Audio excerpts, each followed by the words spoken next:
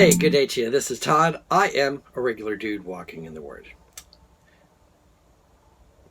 You hear that? I thought I heard something, like a trumpet or something like that. Well, I'm a regular dude walking in the Word, and usually, because of the way the studio is situated and stuff, you'll hear lawnmowers or nail guns, or someone, re-roofing the house, or chainsaws going, or something crazy. A lot of times because of the way the studio is situated. But today it's actually kind of quiet here. But we're talking about, it's entitled today, this episode here is entitled, Do You Hear Trumpets? Now, back, we were traveling a couple weeks ago now, and we were in one town, and it was right about noon, and I heard this siren go off. And the others that were with us were like, what is that? I mean, why is that? Well, because I grew up close to a small town, I knew that it was right at noon when this happened. And that was like the noon whistle or whatever, bell, signaling everybody that it was like lunchtime. It was noon. And so that's what that was. I recognized it and knew that's what it was. And so some small towns still have that. They have that siren that goes off, or a bell or something like that.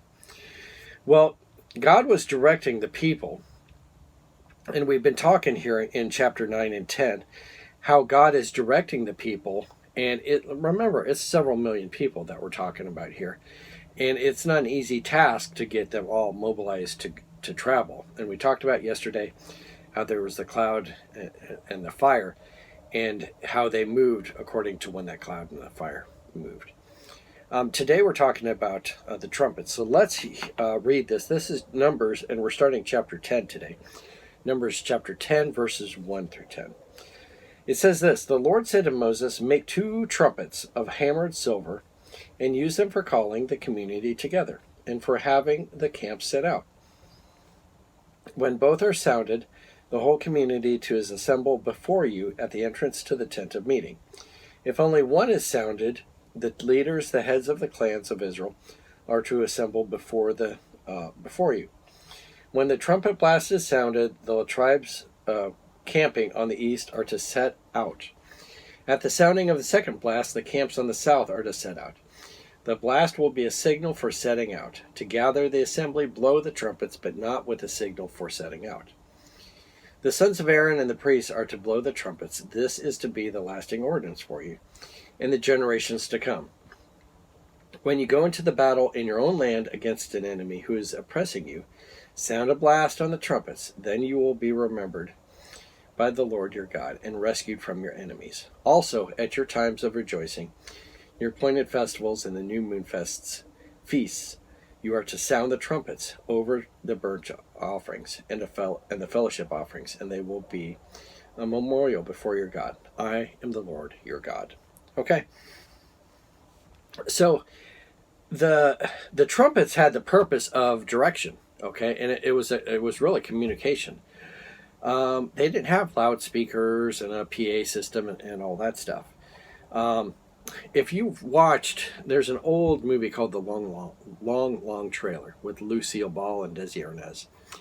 In that movie, Lucille Ball and Desi Arnaz have this travel trailer, and they put it behind the car, and they travel to these trailer parks and so forth on their honeymoon, and they're part of their life. There's one scene where they go into the trailer park or campsite area, and you hear this loudspeaker going all the time. Hey, Billy Bob, your mom's looking for you. Susie, you got a call coming in from Arkansas. All kinds of stuff like that. And so this loudspeaker is constantly going all the time. All right. And kind of the point of the thing was there was no peace and quiet because the speaker was going all the time making these announcements and informing people of different things. And Fred, your wife has dinner ready, so get back to your camper. Stuff like that. Now today, we don't have that. We have our cell phones, and so if someone wants to inform us of something, it comes that way.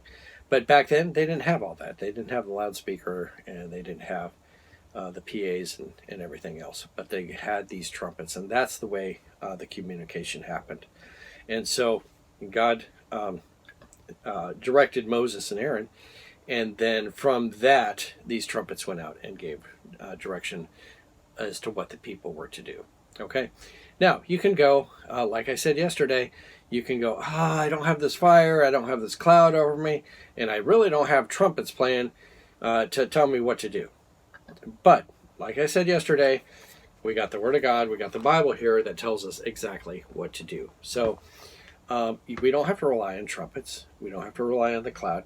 We can simply read the Bible and it tells us what to do. Okay? So, I haven't... I don't have to give you an example. You can think of a million things. And you're thinking, oh yeah, should I do this or that? Well, look in the Bible and what's it say about that particular thing that you want to do. It might be a godly thing, like, yeah, go ahead and do it. But it might be an ungodly thing, and the Bible is forbidding that. So anyway, follow the direction of the Bible. That's the trumpet we have here today. Instead of listening to the trumpet, we can just read the trumpet right here. All right. Hey, thanks for watching. I'm just a regular dude walking in the Word, and I look forward to seeing you tomorrow as we continue our journey through the book of Numbers. Lord's blessing. I'll see you then.